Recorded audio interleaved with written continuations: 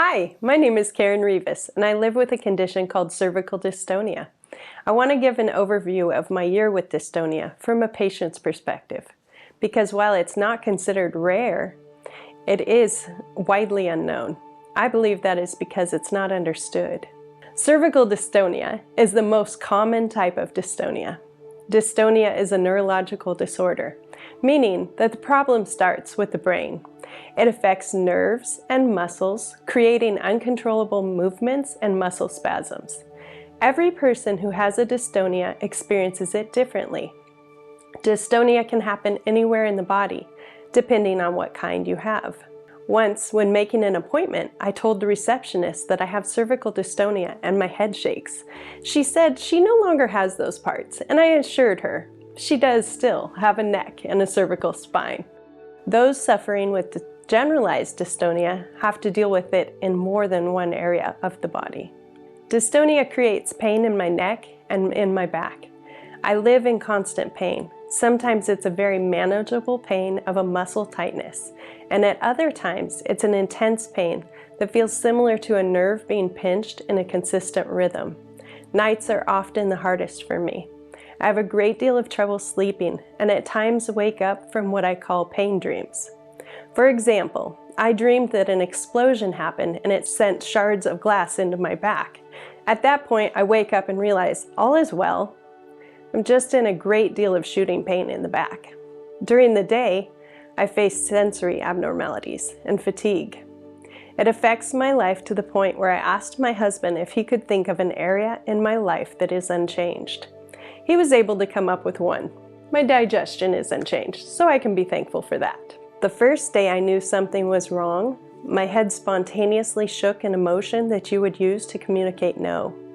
It happened a couple of times that day. Within 3 days, it was happening too many times to count. About a week before that, I started having pain in my back. It felt like something was out of place and a nerve was being pinched. In my mind, the two things were very obviously connected. Dystonia is diagnosed partly by ruling out other things. They started me out with blood tests checking 36 different things and an MRI to look for a brain tumor. That was pretty scary. You are asked to hold very still for an MRI, a challenging request when you have lost the ability to hold your head still. It worked out fine because it was stilled by laying against the table. The brain MRI came back looking good. My neck only felt like an uncomfortable pinch in the beginning, and it increased to a pain that would only allow me to fall into an exhausted sleep for a couple hours at a time. My first thought upon waking up was always pain. I know everyone has woken up with a painful neck from sleeping in an uncomfortable position. Imagine that amplified greatly, then reoccurring every single day. This was physically and emotionally exhausting. I absolutely felt like my life had taken a radical change. Because dystonia doesn't usually develop so quickly, I went through more MRIs looking for a spinal injury and more tests to rule out rare diseases. I have had to face a world that I've always enjoyed become less friendly. There were many times the shake of my head was misunderstood. Some very harmless, like the gas station attendant asking if I wanted my receipt, and before I could respond, he read my body language to be no. And a couple of occasions where people thought I was picking a fight. One of those times, a woman started walking towards me and shouting, "No!" Sounds awful, doesn't it? Now let me tell you this story from another perspective. I was at her house, and she was having a garage sale and thought that I was being rude and judgy about her things. All I had to say is, "I'm not shaking my head no, it's neurological." And I was met with sympathy. Leaving that garage sale, my husband and I talked about it. I didn't like the confrontation, and I didn't like the sympathy either. He told me, "Karen, when your head is shaking, you're often in pain and your face reflects that. To strangers, it looks like you are grimacing and shaking your head no. Maybe you should start practicing smiling." Smiling through pain doesn't come naturally, but it is possible. Although that felt like a lot to ask of me, I didn't enjoy the way I was interacting with strangers, so I believed it was up to me to make the change. After my brain MRI came back clear, I thought it would be a good idea to make a Facebook post so that our friends and family would know what to expect when they saw me. I didn't want to have to start the conversation with a negative nonverbal communication. I wanted to be able to skip that part with friends at least. So I wrote a Facebook post talking about my essential trimmer. I was received with loving support from my community. The very last comment was from Saeed Hamid, who I didn't know. He asked, "Does your hand shake also, or just your head?" Thinking, I don't know this guy. I simply wrote, "Just my head." His response was that he was a movement disorder neurologist in Virginia, and he believed I may have been misdiagnosed. He said it is more likely that I have cervical dystonia, and I should see a movement disorder specialist in my area. I very quickly set that appointment. As I began to research a condition I'd never heard of, I quickly learned that there's a pain element to this condition. Both doctors I had seen previously were very dismissive about the pain I was concerned about. I later asked the specialist from Virginia how he happened upon my post. He said he didn't know. He was researching essential tremors and my post came up. I'm wildly grateful that he took the time to comment. It led to proper diagnosis and, more importantly, treatment. I got into the movement disorder specialist 3 months after my symptoms began. Although that felt like much longer given the pain and lack of quality sleep, this was a nearly miraculous short time to receive a proper diagnosis. It often takes years for people with dystonia to get properly diagnosed. For painful months after symptoms began, I received my first round of Botox injections. As you can see, the Botox has stopped the spasms. Botox takes a couple of weeks to reach efficacy. In my body, it was so helpful that from the time of my first shots to the time I got to the parking lot, I could turn my head to the right again. I'd begun to fear that I wouldn't be able to drive anymore because I was losing the ability to look over my right shoulder. The Botox injections are pretty cool. The needle's hooked up to a machine that measures muscle activity.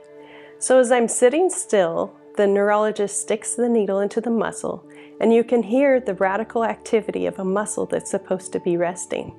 It indicates a muscle that needs an injection. So the needle is put into the muscle deeper, and the injection happens. The Botox creates a cloud, so the funky messages my brain is sending along my nerves hopefully won't get through. It's super helpful for me. I get between 5 and 10 shots in different areas of the neck, trapezius muscles, and my back. Botox works like a bell curve, and I get injections every 3 months. It takes 2 weeks for the shots to kick in, and then they begin to wear off a couple weeks before my next round. That gives me 8 weeks where I feel pretty good, and 4 weeks where life is definitely harder. I now plan my life around Botox, and I still have wrinkles. The pain in my neck is not an issue during my favorite part of the Botox cycle. I often get asked if I could get injections more often if they aren't lasting long enough. Botox is treatment, not healing. Botox weakens muscles. If given too much or too often, I would run the risk of losing my ability to hold up my head from too weak muscles. That would be a set of problems I don't want to face. So the answer is no, I can't get injections more often. My wonderful specialist moved away a few months ago. I was very sad to lose her, feeling deep gratitude for how life-changing the treatment she offered was. Upon meeting my new neurologist, my first thought was, this guy looks like he's getting towards retirement. I hope that isn't soon.